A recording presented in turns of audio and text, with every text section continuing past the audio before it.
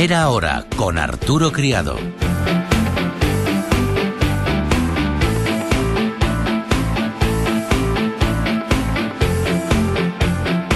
Ocho de la mañana, 11 minutos, las 7:11 en las Islas Canarias. Abrimos tiempo para nuestra reunión de primera hora aquí en Gestiona Radio. Reunión de primera hora, tiempo de tertulia, tiempo para el análisis. Hoy con Alfonso Tezanos, presidente de FEDECAM. ¿Qué tal, Alfonso? Hola, muy buenos días. ¿Cómo estás? Pues muy bien, gracias a Dios, muy bien. Va todo bien. Bueno, me alegro. Félix Aguado, presidente de Ojo Consulting Group. ¿Qué tal? Buenos días. Buenos días, Arturo, y buenos días a todos. Buenos días, además de Colíder. Buenos días de Colíder, y si me permites, Arturo, quería hacer una reseña al fallecimiento de Fernando Argenta. De Fernando Argenta, maestro. Maestro de este medio con nuestros compañeros de Radio Nacional, ¿no? Y que ha marcado, digamos, a nivel de difusión de la música a dos generaciones, ¿no? A la mía, pues en los famosos clásicos populares de Radio Nacional, exactamente. De la de mi hijo con el conciertazo. Con el conciertazo famoso. Entonces, pues dar el pésame a la familia de Radio Nacional y de Televisión Española y a su familia también, digamos.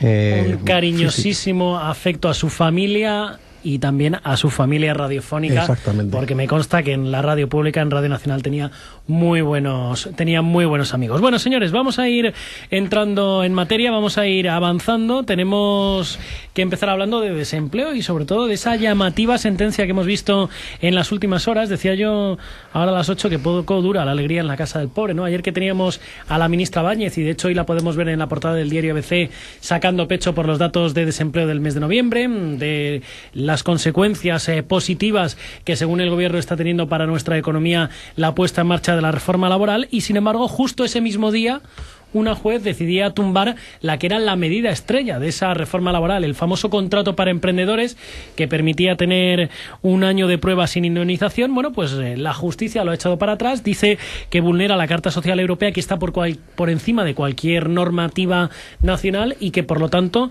pues lo que está haciendo esa norma es perjudicar los derechos del trabajador, y que hay que darle una cierta indemnización a la persona a la que nosotros queremos despedir. No sé vosotros cómo interpretáis esta sentencia, si puede ser la primera de muchas, y sobre todo si veis que puede tener o no puede tener razón.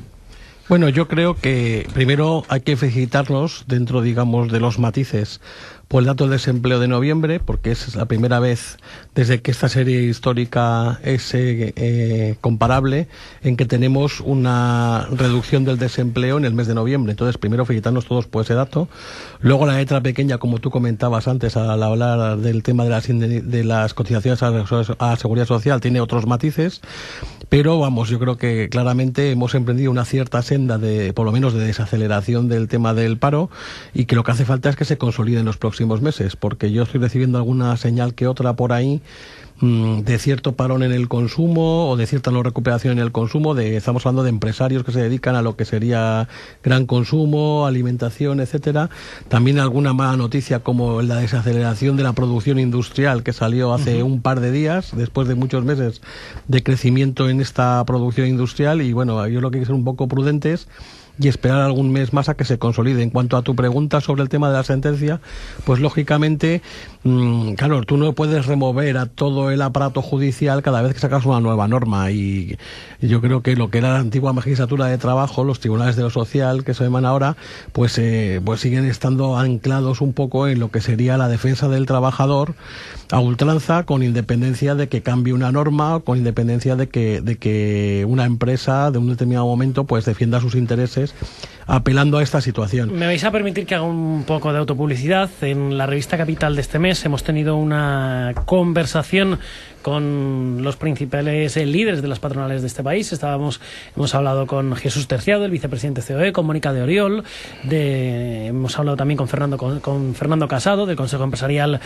para la Competitividad, y había una declaración que me ha llamado mucho la atención.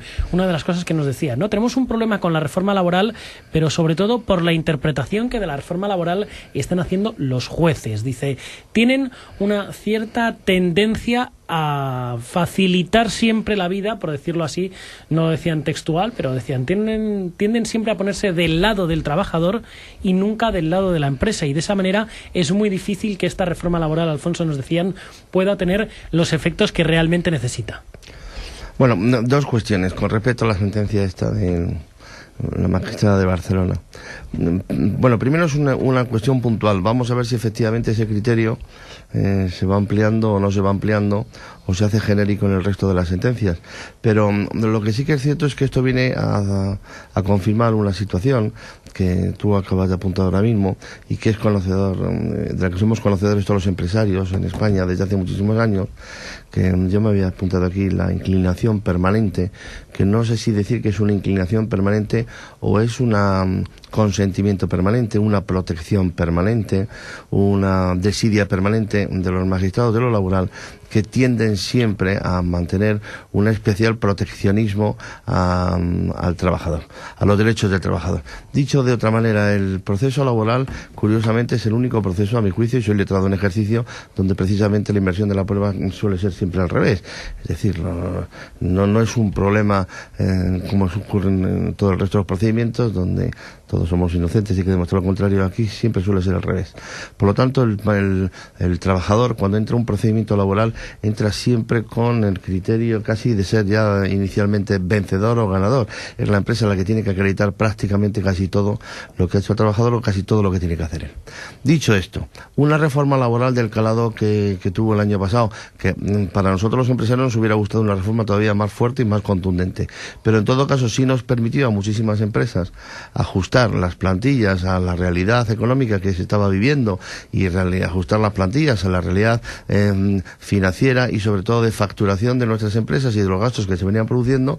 Bueno, pues eso de alguna manera nos produjo determinado alivio.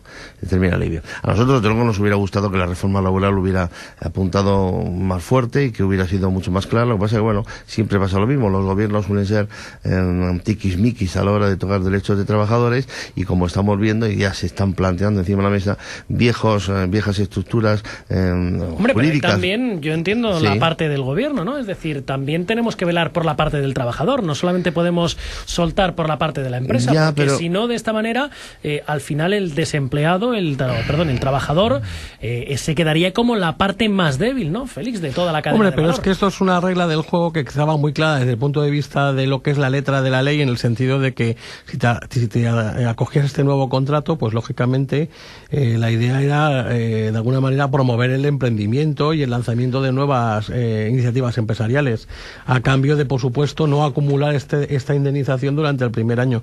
Si ahora cambiamos las reglas del juego, pues es la enésima vez más en que tenemos un país donde la seguridad jurídica pues brilla por su ausencia, ¿no? Como ha pasado con tantas cosas, con las energías renovables y con tantas otras materias, ¿no? Entonces, bueno, esperemos que esto no siente precedente, y porque que sea solo, digamos, una sentencia puntual, aunque yo, como decía Alfonso, soy muy pesimista, porque en los juzgados de lo social lo que pasa siempre es que la empresa es presuntamente culpable si no se demuestra lo contrario, ¿no? Y realmente pues estamos hablando de una sección de nuestra judicatura pues muy anquilosada, pues no sé, en unos principios o en unos valores realmente anacrónicos en relación a lo que es el moderno mercado de trabajo. Y claro, si tú no puedes remover a toda esa estructura judicial, pues da igual las reformas que hagas, no van a tener aplicación, nos vamos a encontrar con más sorpresas de este tipo, Si me permites, digo, hay una serie de normas, y sobre todo hay una serie de legislaciones que fueron muy puntuales, algunas preconstitucionales, y como lo tenemos ahora encima de la mesa, como es el tema de la manifestación y como es el tema de las huelgas, donde se está poniendo de nuevo no, por primera vez de forma seria, en tela de juicio, cómo hay que modular este tipo y cómo hay que sintonizar y cómo hay que regularizar este tipo de derechos. Pero por una razón fundamental, porque el Estatuto de los Trabajadores ya tiene más años, y perdón la expresión, que Carracuca. Creo que España ha cambiado y el mundo ha cambiado lo suficiente como para que el sistema laboral y para que las relaciones laborales también se actualicen y se adecúen.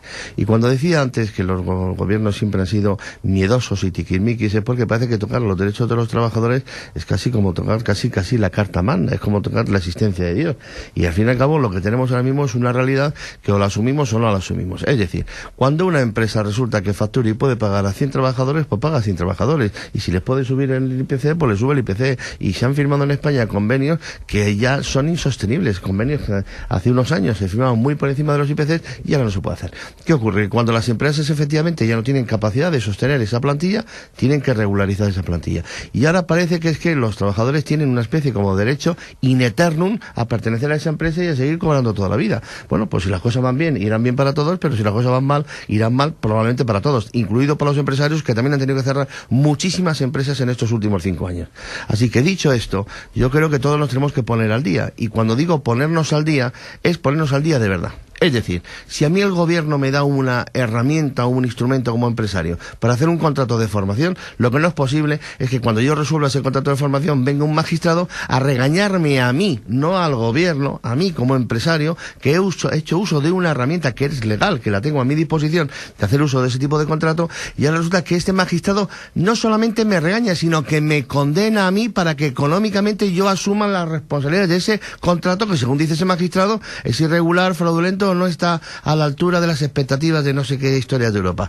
Pues hombre, ese magistrado lo que tendrá que decir en todo caso será, pues muy bien, de acuerdo, adelante con la resolución de contrato, aunque me reservo, bueno, pues la opinión, o me reservo, es decir, para instar a otras magistraturas superiores el hecho de que ese tipo de contrato que acabo de ver en ese momento, a mi juicio no es correcto. Pero es que esa inercia de la que estáis hablando de los jueces, ¿no? Porque yo ahí tenéis razón, es decir, si está la norma, bueno, pues el juez hace esta interpretación, veremos ahora cuál es el recurso y hasta dónde llega y al final cuál es la sentencia final, ¿no? Pero claro, esa inercia de la que estáis hablando y de la que tanto protestan o protestáis los empresarios, es decir, oye, es que siempre se ponen del lado de los trabajadores los jueces. ¿Cómo cambiamos esa inercia? Porque es algo complicado. Ellos, a fin de cuentas, tienen la norma, tienen que interpretarla y, por lo tanto, tienen que aplicar la justicia con la norma que tienen. Y, de momento, se siguen decantando por la misma parte, que es la parte del trabajador. Luego, entonces, ¿en dónde metemos la mano para deshacer ese nudo gordiano? Hombre, yo creo que el tema pasaría por tener un órgano de gobierno de los jueces que efectivamente gobernara a los jueces. Pero es si decir, es totalmente independiente, hombre. Sí. Hoy toman posesión, por cierto, de una es independencia que asusta, vamos, la independencia asusta, ¿no? Entonces, claro, a mí me gustaría ver que algún juez sufriera algún tipo de consecuencia por algún tipo de decisión que haya tomado. O sea, me acuerdo, por ejemplo, de la persona aquella que dejaron en libertad, que luego después mató a la niña aquella de 5 años y tal, y ahora vamos a ver también las consecuencias que podemos tener con toda la liberación esta masiva que está produciendo de etarras, violadores, asesinos múltiples, y que si todo eso luego al final no tiene ninguna consecuencia, pues no lo entiendo. Es decir, entonces claro, si resulta que un juez dicta una sentencia y después en apelación resulta que no se le da la razón y que eso tiene unas consecuencias económicas para determinada parte que está en el litigio, pues me gustaría saber alguna vez algún juez apartado de su cargo o sancionado, ese tipo de cosas, ¿no? O sea, cuando el violador del ascensor viola a la siguiente, ¿qué le va a pasar al juez que lo ha puesto en la calle? Me gustaría ver qué le pasa, ¿no? Entonces, claro, mientras no tengamos una... O sea, ¿quién juzga a los jueces, no? Esa sería la gran pregunta, ¿no? Es decir, mientras las sentencias que dictan pues no tengan para ellos ninguna consecuencia, pues nada, inclusive te da publicidad. O sea, seguramente nadie habría hablado de esta magistrada de Barcelona si no hubiera dictado sentencia en esta línea, ¿no? Entonces, de paso, hasta hace carrera, ¿no? Es tremendo la situación, ¿no?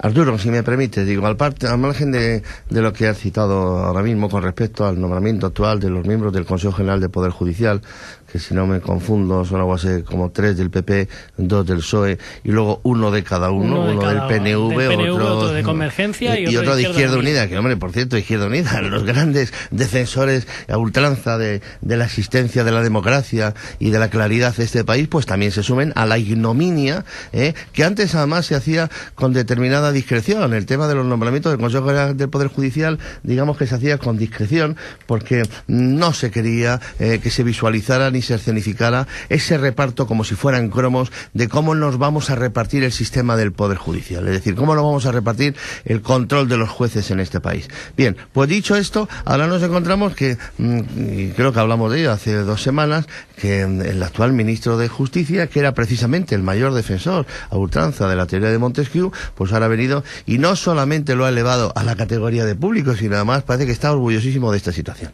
Bien, llegados a este punto, el que un magistrado se salga de la norma o se le ocurra, o como en este caso no solamente se le ocurrió, sino que lo ha hecho, decidido interpretar a su manera una norma del gobierno, eso es una cuestión que yo creo que en ningún caso tiene que pagar un empresario. Lo digo con absoluta claridad. Es decir, si un magistrado de lo social entiende que un contrato de formación de un año y que se puede lógicamente resolver sin indemnización ninguna en el periodo de un año, entiende que eso no debe ser así, pues lo que tiene que hacer en todo caso será hacer, bueno, pues las observaciones correspondientes dentro de su gremio de jueces, en el Consejo General del Poder Judicial o donde le apetezca. Lo que no puede hacer es interpretar a su manera y como a él le dé la gana una normativa de la que en este caso un empresario, insisto, ha hecho uso de forma absolutamente legal y se encuentra ahora con que no solamente no es que no sea legal, sino que le condenan además al pago, con una situación económica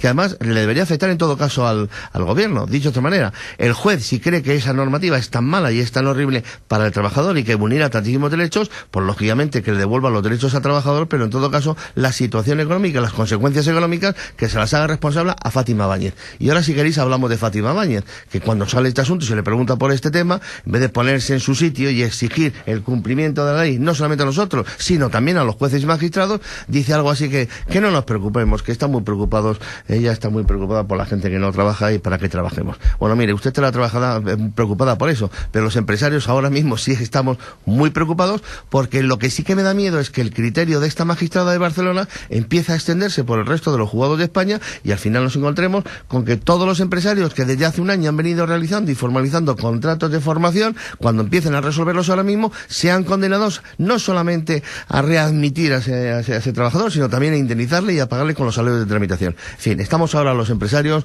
como para seguir gastando pólvora en estas bobadas. 8 de la mañana, 27 minutos, 7:27 en las Islas Canarias, ya no sé ni la hora que tenemos. Quería hablar con vosotros también sobre el informe PISA que conocíamos en el día de ayer. Como siempre, pues nos sitúa en la parte baja de la tabla. Tenemos carencias en comprensión lectora, tenemos también problemas en matemáticas, tenemos problemas en ciencias y sobre todo pues algo que hasta ahora era nuestro punto fuerte parece que también se empieza a debilitar, ¿no? Que era la homogeneidad de todo el sistema educativo, es decir, que las diferencias, vamos a decirlo así, sociales entre aquellos que pertenecen a familias que tienen más dinero y aquellos que pertenecen a familias más modestas, pues no se notaba tanto y parece que ahora, como consecuencia de la crisis económica, también se empiezan a notar esas diferencias. Fijaos de qué manera tan distinta se pueden interpretar los datos desde la parte del gobierno y también desde la parte de la oposición. Escuchamos a la vicepresidenta Soraya Sáenz de Santamaría y a la portavoz del Partido Socialista, a Soraya Rodríguez. Esos datos lo que ponen de manifiesto es que tenemos que trabajar hacia un modelo que es el de la nueva ley, que busca sobre todo fortalecer el conocimiento de los españoles en las materias comunes, en las asignaturas comunes, porque eso es la base para comprender todo lo demás. Seguimos estando por debajo de la media en estas tres materias, pero quisiera constatar que hemos ido avanzando. Para avanzar en matemáticas, para avanzar en lectura y para avanzar en ciencias, hay que seguir invirtiendo en educación pública. Por eso la Ley Wert es una clara amenaza. Bueno, pues ya habéis visto, dos formas distintas. Desde el gobierno nos dicen, sí, no hay ningún problema. Estos datos lo que vienen a demostrar es que hay que cambiar la ley y por lo tanto la Ley Wert es positiva, y la oposición nos dice todo lo contrario. Esto lo que demuestra es que hay que invertir en más educación pública, la Ley Wert no sirve porque lo que hace es, bueno, pues apostar por la educación privada y también por la segregación. Alfonso, yo no sé qué interpretación podemos hacer de todos estos datos que hemos conocido últimamente. Bueno, pues si me permites, porque esto yo no sé, bueno, no sé si es vuestra opinión, por lo menos es la mía. Yo he tenido la suerte o la mala suerte de empezar a tener el uso de mi sentido común y mi criterio, curiosamente, justo cuando empezaba la democracia en España, ya por el año 77, 78, que yo en el 78 cumplía 18 años, es decir, empezaba un poco a decir, jolín, ya puedo hasta votar, ¿no?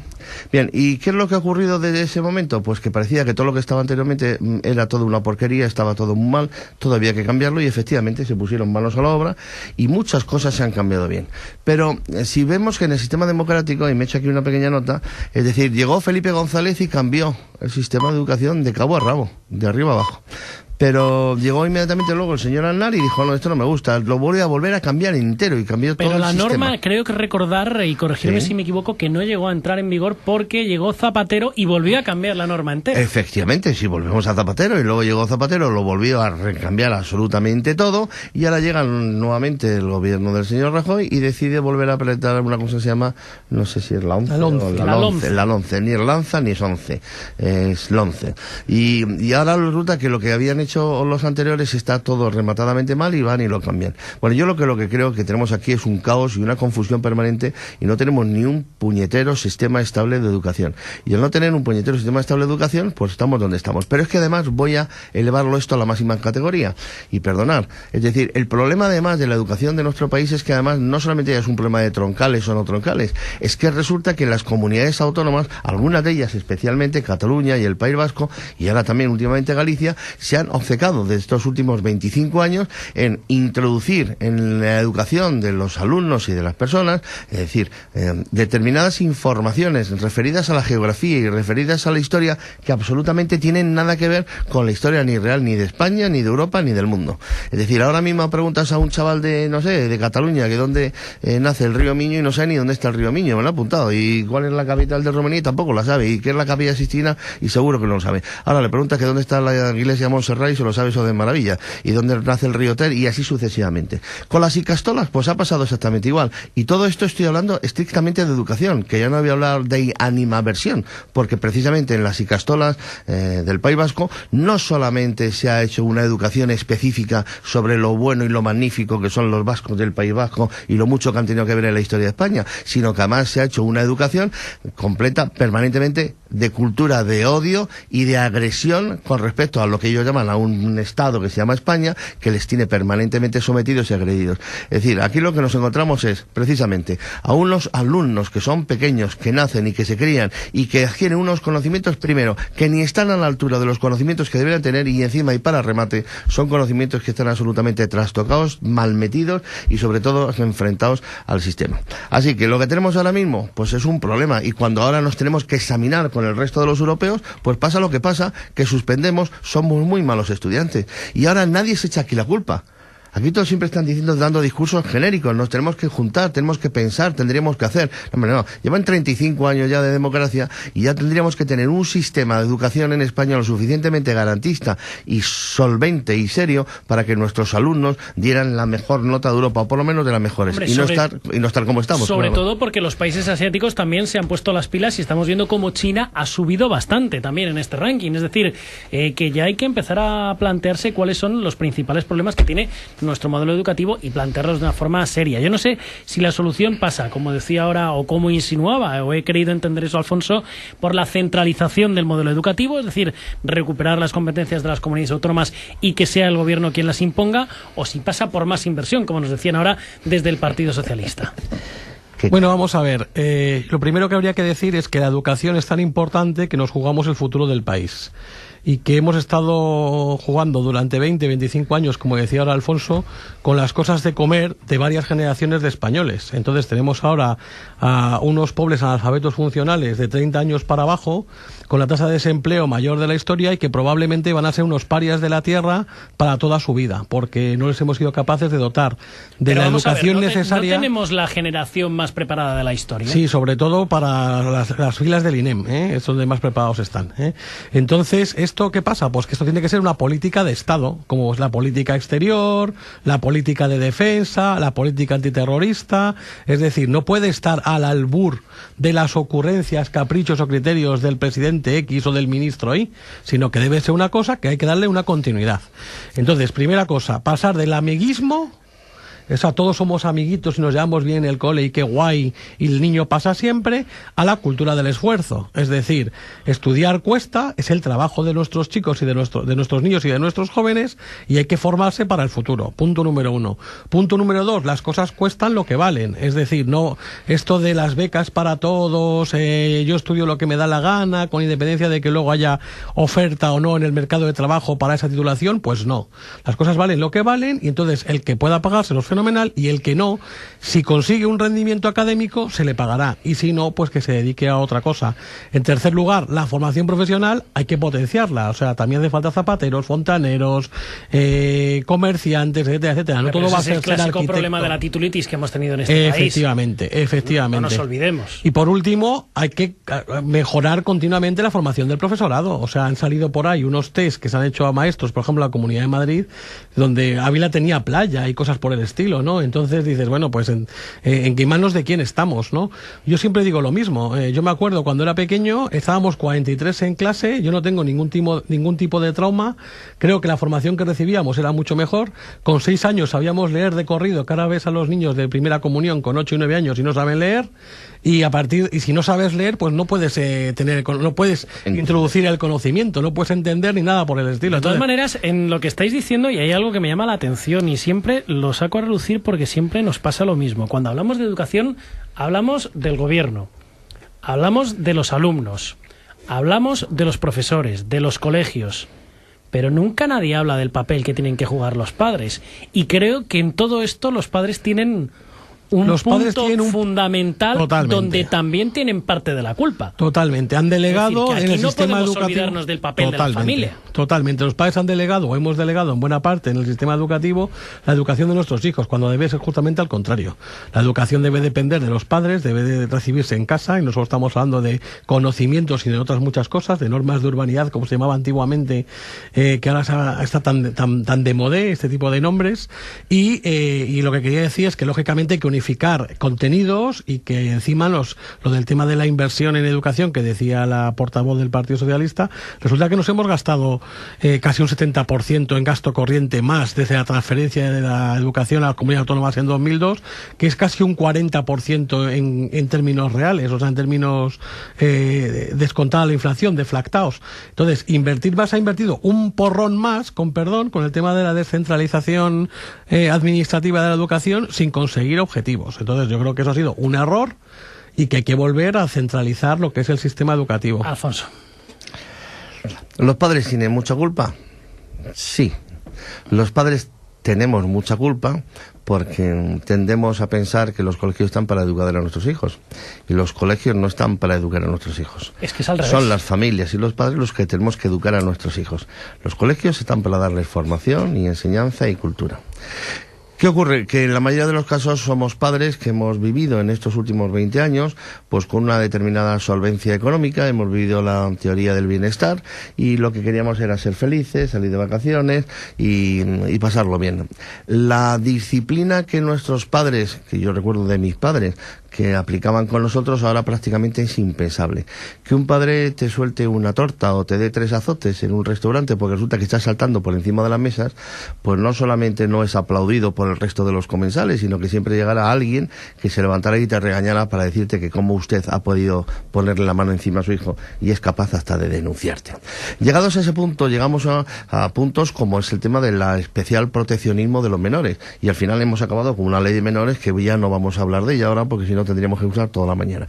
Pero en los especiales proteccionismos acaban en este tipo de situaciones, que son situaciones absolutamente injustas, con unos niños que hacen lo que les da absolutamente la gana, donde los padres en la mayoría de los casos no se encuentran, que no tienen ya ni capacidad ni instrumentos para pararlos, y a partir de ese momento, unos por vagancia, otros porque no saben, otros porque es más cómodo dejar que los niños hagan lo que les dé la gana y estar hablando o tomando la tostada o el café con los amigos o con las amigas, mientras los niños saltan por el restaurante, por el bar, por el coche de tuyo, o suben por encima de tu cama cuando están invitados, algo que nosotros, yo recuerdo que yo eso no lo hacía. Es decir, las reglas básicas de educación, y cuando digo básicas me refiero básico, el dar los buenos días, el ser educado con la gente mayor, el dejar el paso a la derecha, en fin, esas absolutas cosas que ahora se consideran unas tonterías, eso respondía a una educación básica y de respeto entre las personas, algo que hoy no existe. Los niños ya no solamente no respetan a los demás, sino que no respetan a sus padres, y sus padres lo consienten. ¿Y los padres qué es lo que demandan? Que cuando los mandan a los niños a las 8 de la mañana al colegio,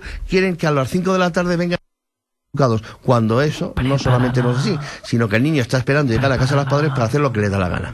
Y si además, y para remate, ese niño se encuentra con un problema en el colegio, ahí aparece el padre o la madre que va todo chulo al colegio con el niño cogido de la mano para montarle una bronca al director del colegio y al profesor delante del niño. El niño se frota las manos y dice, uy, pues y haciendo la perrería que acabo de hacer, llega mi padre y me está defendiendo como me está defendiendo, mañana la hago más gorda. Claro, es que ahí también, ese es otro de los problemas que hay. Muchas ocasiones los padres y los colegios se desentienden de este tipo de alumnos, porque intentar corregir determinadas conductas que son absolutamente indeseables y son insociables, se encuentran con que a las 24 horas tiene a su papá o a su mamá montándole una bronca en el colegio. Por lo tanto, educación, como decía Zapatero, de la ciudadanía, sí, pero para todos, no es un problema de educación de la ciudadanía para los niños, para decirle a los niños que en el futuro sean, y perdón por la expresión, más rojillos o menos rojillos, no. Educación de la ciudadanía para todos, para padres y para. Y luego además, cuando dice el PSOE tiene un razón ahora en una parte, dice que hace falta más dinero. Hombre, el PSOE siempre pide más dinero para todo. Cuanto más dinero tenga, siempre mejor administra. No, pero en este caso sí es verdad. Yo siempre he apostado, en mi caso, por la escuela pública. Es decir, yo creo que todos los españoles pagamos impuestos y no importa pagar muchos impuestos si el retorno que tenemos de servicios es bueno y es de altísima calidad. Yo creo que los colegios deberían ser, la mayoría de los colegios deberían ser públicos. Nuestros impuestos tendrían que ir a colegios públicos y la calidad de nuestros colegios debería ser altísima, y eso sencillamente no lo hay porque los colegios públicos están siendo abandonados y se está dando mucha más alternativa a los colegios concertados, y los colegios privados acaban siendo precisamente el refugio de esos padres que ya dicen, o educo a mis hijos en un colegio privado donde más o menos son capaces de meterles en vereda, o si no acabamos con problemas en los colegios públicos. Señores, un auténtico placer tenerles aquí en Primera Hora, en Gestiona Radio. Alfonso Tezanos, Félix Aguado, muchísimas gracias a los dos por estar con nosotros. Hasta la semana que viene, amigos. Gracias a vosotros, buen día a todos. Un abrazo, hasta luego. Adiós. Y vamos a continuar hablando de educación, hablando de los jóvenes. Lo vamos a hacer con José Ignacio Conde Ruiz, subdirector de FEDEA y coautor de Economía de Urgencia. José Ignacio, ¿qué tal? ¿Cómo estás? Muy buenos días. Hola, buenos días. Bueno, comentaba que son 6 los autores de Economía de Urgencia, pero de manera implícita realmente son muchos más, ¿no?, los que están detrás de esta publicación, porque el libro nace de las visitas que habéis hecho a 3 institutos para charlar con alumnos de primero de bachillerato. Hoy en día, a los jóvenes de 16 años, ¿qué les preocupa? Bueno, efectivamente, en concreto los 6 autores somos los 6 que hemos asistido a estos institutos, donde básicamente hemos ido en grupos de 2 y nos hemos sometido pues a sus preguntas. Entonces yo creo que a ellos principalmente es una muestra de colegios, no son todos, solo los que hemos ido, no que eran 3 en particular, ¿no? Pero más o menos las experiencias que luego nos hemos comentado es que ellos en principio están un poco aturdidos por lo que pasa, ¿no? Porque hay que tener en cuenta que estas personas, estos jóvenes pues tienen 16 años y hace 3 años todo iba bien y de repente todo se les ha venido abajo. Y les dicen que todo va fatal, que aquí no se encuentra trabajo. Claro, exactamente. Entonces digamos que su primera preocupación es desde el punto de vista de ellos, ¿no? Lo que te sorprende es que ellos sí que saben que, digamos que ellos se preocupan primero por si es necesario estudiar o no, y eso enseguida les haces ver que sí. Luego ellos tienen la percepción de que en España no van a encontrar trabajo y están muy preocupados, no porque no vayan a encontrar trabajo fuera, porque ellos tienen como la sensación de que fuera sí van a encontrar trabajo. Supongo que es un poco también por lo que saben los medios de comunicación, pero son tan jóvenes que digamos que les genera cierta angustia pensar que se van a tener que ir a trabajar fuera, ¿no? Entonces digamos que desde el punto de vista de preocupación personal, esto es lo que más les preocupaba, ¿no? Que prácticamente todos se veían con la necesidad de que si querían mejorar en la vida tenían que irse fuera, ¿no? Y estos al principio las preguntas iban todas por ahí. De hecho, en el libro leemos esas preguntas, ¿no? ¿Vale la pena seguir estudiando? ¿Valdría la pena ir a la universidad? Incluso la segunda parte del libro, digamos, está dedicada, ¿no?, a la educación y el mercado laboral. Lo primero, pregunta que le habrán hecho seguro, ¿vale la pena estudiar tal y como se preguntan estos jóvenes? Sí, esta pregunta digamos que es para nosotros, porque también en el libro somos muy honestos en el sentido de que muchas cosas que no sabemos que nos preguntaban, pues las dejábamos abiertas o les generábamos otras preguntas, ¿no? Pero concretamente esta sí que es fácil y la respuesta es por supuesto que sí. Es decir, las tasas de desempleo que tienen los trabajadores pues son menores cuanto mayor es su nivel de cualificación, mayor es su nivel educativo, ¿no? Entonces, digamos que por aquí, y eso es generalizado en todos los países, entonces, cuanto mayor es su capital humano, cuanto mejor sea su formación, pues mejor preparados van a estar para enfrentarse a un mundo que es verdad que va cambiando y cada vez cambia más. De hecho, algo tendrá que estar fallando ahora mismo para que 1 de cada 2 jóvenes esté en el paro. No sé si el sistema educativo, si el sistema económico, laboral que teníamos hasta el momento, o dónde ha estado el fallo. Hombre, lo que pasa es que si miramos de los 6 millones de desempleados que tenemos, que para mí es el problema más importante, y hasta que no sepamos, hasta que no tengamos garantías de que vamos a empezar a emplear a esta gente, no podremos realmente hablar de que hemos superado la situación de crisis. Pero de los 6 millones, bueno, habrá algunos, digamos que en concreto hay 3,5 millones que no han sido capaces o no han terminado lo que serían los estudios obligatorios. Es decir, el sistema educativo, hay gente que dice que es un poco porque se vienen atraídos por las buenas condiciones laborales que ofrecía el sector de la construcción, pero aunque esto sí que ha tenido cierta influencia, pero lo cierto es que el abandono escolar es un problema que nos ha ido acompañando en las últimas décadas.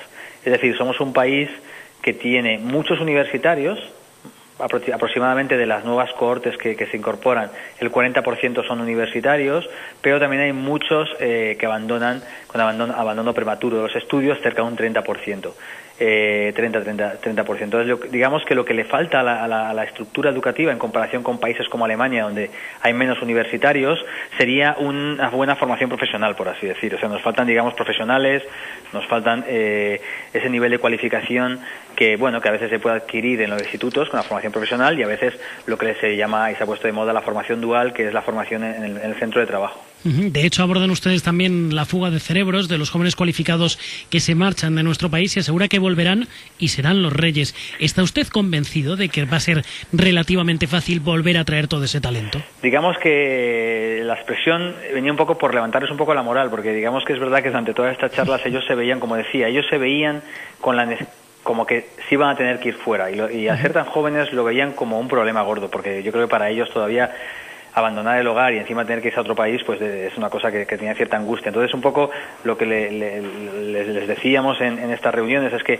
si uno mira el escenario demográfico que tenemos por delante, y uno ve exactamente un poco lo que está pasando, que cada vez hay más personas mayores, y bueno, es muy buena noticia porque se van acumulando las personas mayores, porque gracias a Dios la longevidad está aumentando, ¿no? Las tasas de mortalidad están cayendo, pero entonces digamos que los escenarios que nos presenta ahora la línea, que son muy negativos, con salida neta de trabajadores, lo que no está teniendo en cuenta, porque a veces es lo que pasa a veces con los demógrafos, que se fijan más en los flujos y no tanto en que a veces esto responde a situaciones económicas, es que si uno se hace el siguiente ejercicio y dice, bueno, vamos a suponer que hace falta tener un porcentaje de gente trabajando para mantener, aunque sea a todas las personas mayores que vamos a tener en los próximos años, lo que ve es que vamos a tener en los próximos 10 años, y cuanto más tiempo cojas un gran número de trabajadores, por así decir, que vamos a necesitarlos que entren en la economía, que estamos hablando a lo mejor de 2 millones, 3 millones de trabajadores que tendrán que entrar porque serán necesarios para mantener una economía con una población que envejece, pero no es que caiga la población sigue siendo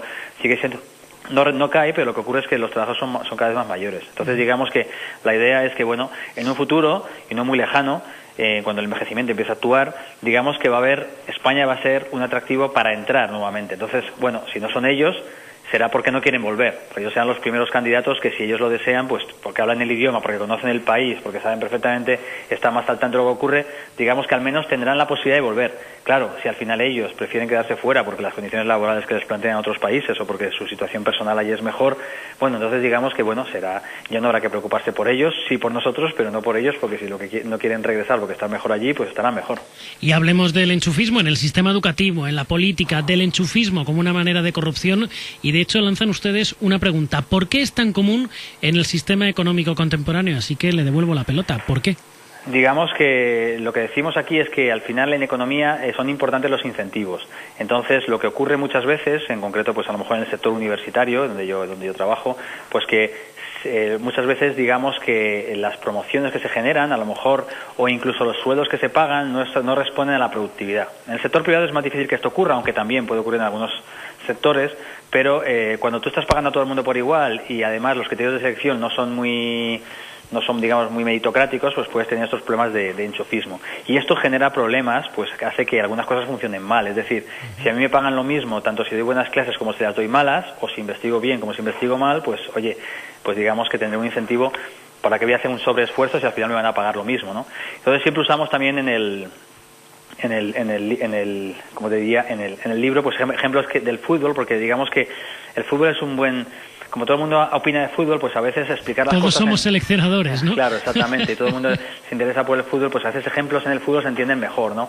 Si, por ejemplo, dijéramos ahora mismo que todos los jugadores deberían ganar lo mismo, por ejemplo, y dijéramos, vamos a poner un techo salarial de 1 millón de euros, por ejemplo, que parece un salario suficientemente alto a todos los jugadores, pues seguramente, si lo pusiéramos en práctica, pues seguramente se irían muchas de las estrellas a otros países que no tienen puesto este techo, ¿no? Cristiano Ronaldo no va a trabajar en el Madrid por 1 millón, que Messi tampoco. Entonces, al final, si tú lo que pagas a todo el mundo igual y de una forma así, no tienes los incentivos correctos. Y a todo esto, ¿quiénes son los culpables de la crisis en España? ¿Los políticos, los banqueros, los que hemos vivido por encima de nuestras posibilidades?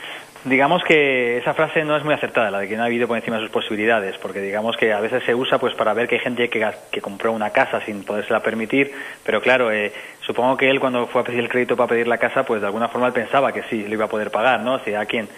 Porque uno cuando no piensa que le va a ocurrir una desgracia de que no va a encontrar trabajo por un tiempo. Es decir, yo creo que al final si lo podían hacer es porque estaba dentro de sus posibilidades, ¿no? Entonces yo creo que los culpables de la crisis un poco es verdad que podemos ser todos, pero con distinto grado de culpabilidad, ¿no? Entonces, pues por ejemplo, de la burbuja inmobiliaria, pues supongo que ahora visto con perspectiva, pues uno pensaría que deberíamos haberla pinchado antes.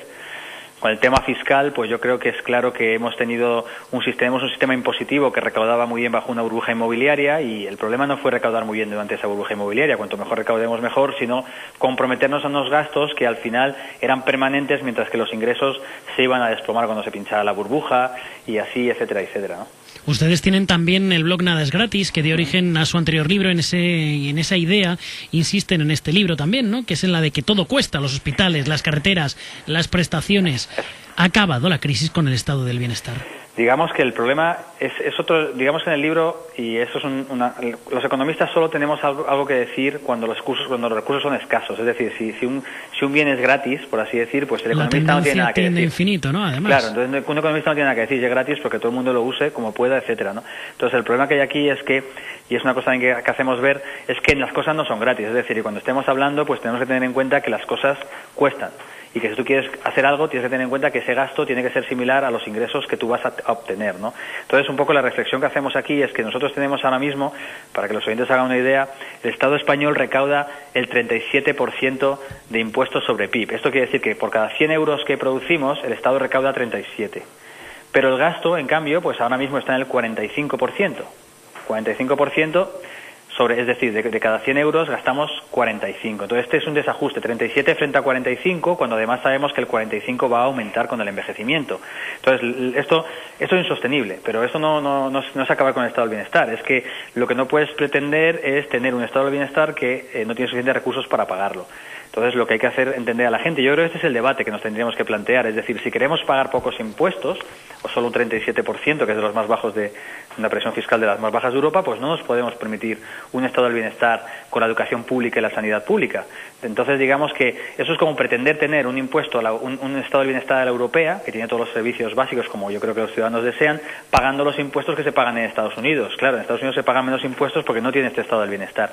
Y este tendría que ser un poco el debate, es decir, claro que todo el mundo quiere tener un estado del bienestar muy generoso y al mismo tiempo que se paguen menos impuestos, pero ahí llega un economista y dice, ya, pero esto es un milagro, esto es imposible. Es decir, que al final tú vas a poder tener el estado del bienestar que te puedas permitir en función de los ingresos que quieras pagar. Y las dos cosas están relacionadas y no se puede hablar de una cosa sin mirar a la otra, que es un poco lo que a veces se observa, ¿no?, en el debate público, que enseguida la gente quiere más cosas, pero luego no quiere pagar los impuestos para poderlas financiar. Y esto simplemente es que no puede ser. José Ignacio Conde Ruiz, subdirector de FEDEA, coautor de Economía de Urgencia, gracias como siempre por atendernos. Pues nada, muchas gracias, un placer.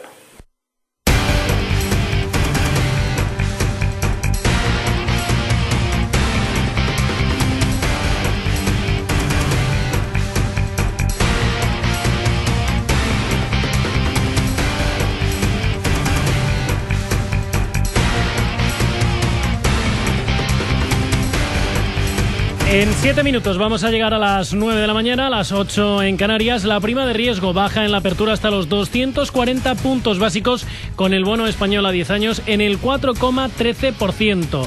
Por cierto, les cuento que el Tesoro ha convocado una subasta de liquidez el próximo lunes 9 de diciembre, según publica hoy el Boletín Oficial del Estado. A esa subasta van a poder acudir las entidades que dispongan de cuenta de efectivo en el Banco de España y de cuenta de valores en la Sociedad de Gestión de los Sistemas de Registro, Compensación y también liquidación, así como aquellas que tengan la condición de creadoras de mercado y las que puedan acreditar una presencia destacada en los mercados de deuda. Una jornada además en las que vamos a conocer el libro beige de la FED. Además vamos a tener datos de PIB y también PMIs en la zona del euro. Vamos a ver cómo vienen los futuros en el día de hoy. Antonio Castelo, especialista de renta variable de Interdin.com. ¿Qué tal, Antonio? Buenos días.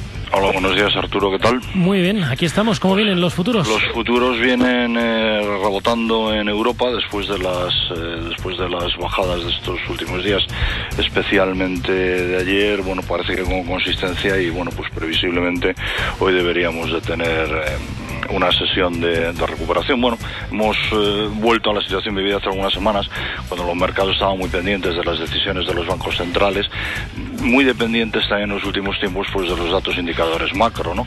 Los últimos días pues hemos vivido una serie de publicaciones macro, en la mayoría de indicadores en Estados Unidos y en Europa han mantenido en Estados Unidos un cierto sesgo positivo, sin especiales novedades en Europa. Entonces bueno, pues se ha vuelto el temor al tapering de la FED y a que el Banco Central Europeo no siga con su relajación monetaria prevista, y bueno, pues con eso hemos estado pendientes, ¿no? El IBEX, pues bueno, los niveles inferiores de la banda en la que se está moviendo entendemos que no se han roto, por lo que no podemos hablar de corrección, sino más bien de consolidación, y aunque hay algunos valores que, bueno, ayer y anteayer bajaron bastante, si lo comparamos con las subidas que llevan desde el verano, pues tampoco es relevante. Los datos para hoy que hay que mirar, los has dicho tú, segunda estimación del PIB en la zona euro, PMIs en la eurozona también en Estados Unidos, datos de venta de nuevas viviendas en Estados Unidos. Bueno, todo esto debería dar más pistas sobre el próximo movimiento del Banco Central Europeo en su reunión de mañana, y sobre todo muy pendientes a la espera de conocer en Estados Unidos el dato de tasa de paro de noviembre,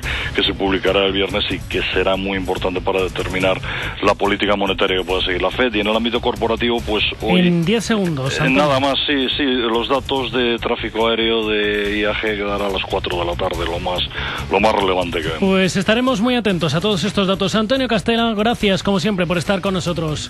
A ti, Arturo. Un abrazo. Días. Hasta luego. Pues señores, momento ahora para nuestras emisoras locales y regionales. Nosotros volvemos a las 9 con la apertura de los mercados.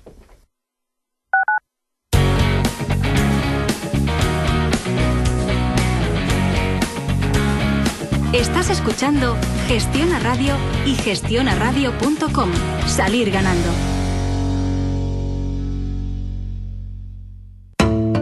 Los ojos, la nariz, la boca, el intestino, la vagina y la piel necesitan estar bien lubricados.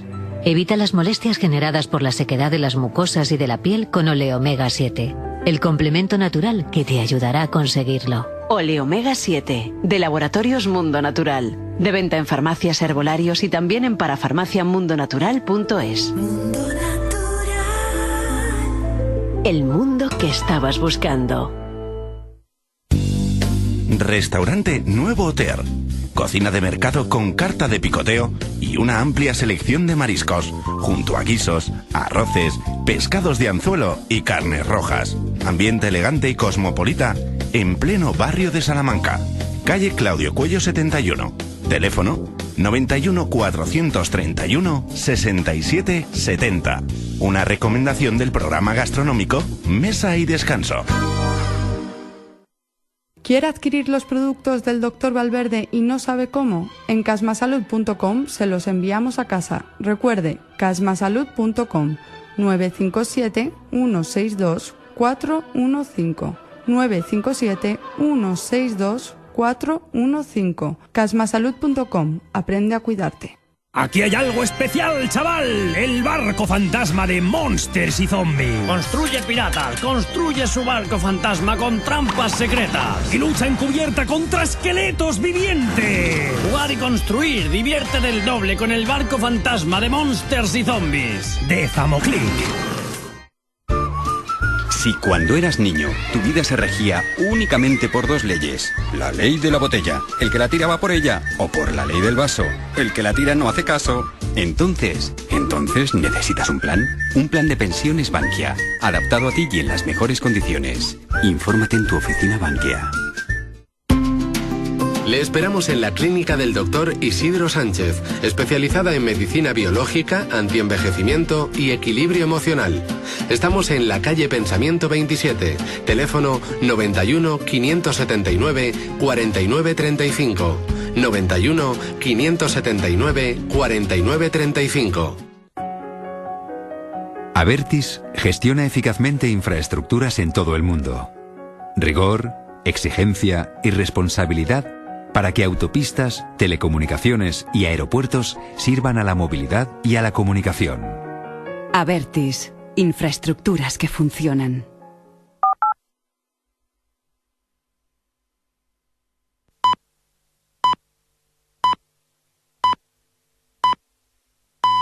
Son las 9 de la mañana, las 8.